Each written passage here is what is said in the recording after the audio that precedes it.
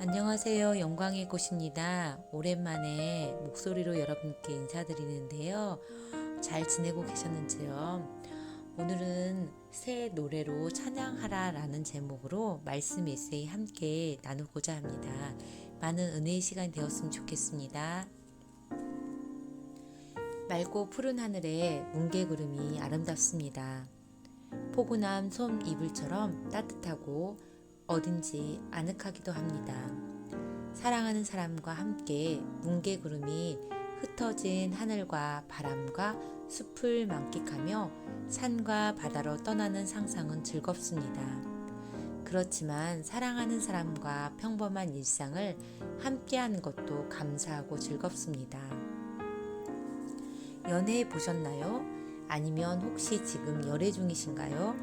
결혼, 출산, 육아, 3종 세트를 경험해 보셨나요?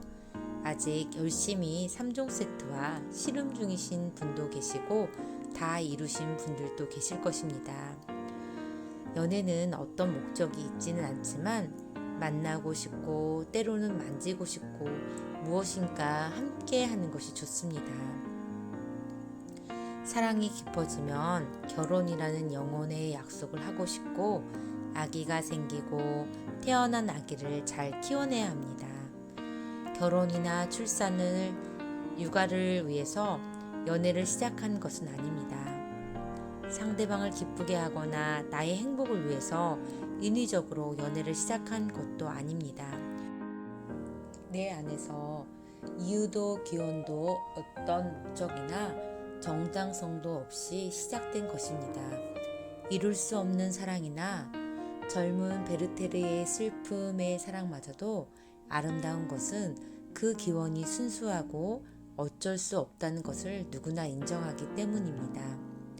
인간다움, 하나님의 자녀다움, 하나님스러움의 자연스러운 발현이 사랑하는 마음이지 않을까 싶습니다. 세 분 하나님의 하나님스러움의 발현이 아담을 창조해내듯이 아담이 아담스러움이 하와를 창조해냅니다. 하나님의 손길에서 아담이 빚어지듯이 아담 안에서 존재하는 사랑이 하나님의 손길에 이끌려 하와를 창조해냅니다. 더군다나 사랑은 옳고 그름, 정의, 도덕, 당위성, 질서, 평등을 멸시하거나 무례하게 대하지는 않지만 어떤 경우에도 타협하거나 두려워하지 않습니다. 또 어떤 이유도 없이 한 남자를 사랑하지만 모든 면에서 뛰어난 어떤 남자는 사랑하지 않습니다. 그것은 의지와도 타협하지 않습니다. 마치 하나님처럼 모든 질서, 규칙, 율법, 정의, 평등을 뛰어넘어서 오직 당신을 위해 모든 것을 압도하고 초월하며 간과합니다. 말씀드렸듯이 연애가 어떤 사명이나 목적이 있는 것은 아니지만 사랑의 결과로 결혼과 출산, 육아를 순서대로 부부가 함께 감당하듯이 어떤 사명이나 능력, 목적을 위해 성도를 창조하신 것은 아니지만 성도와 하나님 사이의 사랑의 교제는 결혼, 출산, 육아처럼 중보기도와 전도, 영적인 교제, 영적 양육, 사역, 헌신, 사명 등의 사랑의 결정과 확장의 활동을 하나님과 공동으로 부부처럼 가꾸어 갑니다. 성령과의 교제와 영적인 사역들은 어쩌면 부부가 가정을 아름답게 가꾸듯이 하나님과 함께 하는 사랑의 현실적 표출이 아닌가 싶습니다. 생각해 보건대 연애는 사랑하는 사람과 함께 말씀이 육신이 되듯 우리 안에 충만한 그 사랑을 현실로 펼쳐내는 것입니다. 연애는 결혼이나 출산, 육아의 목적을 이루려고 시작한 것도 아닙니다. 연애는 상대방이 행복하길 바라지만 그것 또한 연애의 목적은 아닙니다. 연애는 내 안에서 일어나는 어떤 감정입니다. 이 감정은 하나님이 우리에게 주신 것입니다. 이 감정은 어떤 목적도 사명도 없이 내 안에 스스로 존재합니다. 그것은 감정으로만 존재하지 않고 나와 상대방의 삶에 스스로 펼쳐집니다. 그리고 상대방의 감정에 영향을 주고 상대방의 감정에 따라 나도 반드시 영향을 받습니다. 어떤 이가 여자인 것은 어떤 남자가 있기 때문입니다. 어떤 여자가 존재하지 않는다면 굳이 남자로 불리지 않아도 됩니다. 사람이면 충분합니다. 하나님이 창조주이신 것은 피조물이 존재한다는 뜻입니다. 하나님이 사랑이시라는 고백은 사랑받는 자가 있다는 의미이고 그 사랑을 받고 있는 자는 지금 하나님의 연설을 읽을 수 있는 미시입니다. 하나님의 편지는 누구나 귀가 있다고 듣거나 눈이 있다고 볼 수도 없습니다. 택하심, 그 사랑 안에 있는 사람만 볼 수 있을 뿐만 아니라 하나님이 보여주셔야만 성령으로만 보고 들을 수 있습니다. 심지어 각자에게 주는 메시지가 다르고 미시에게 주는 하나님의 음성은 오직 미시만의 것입니다. 모든 성도를 위하여 말씀을 기록하셨지만 동시에 오직 이미 한 사람을 위하여 말씀이 기록되었다는 의미입니다.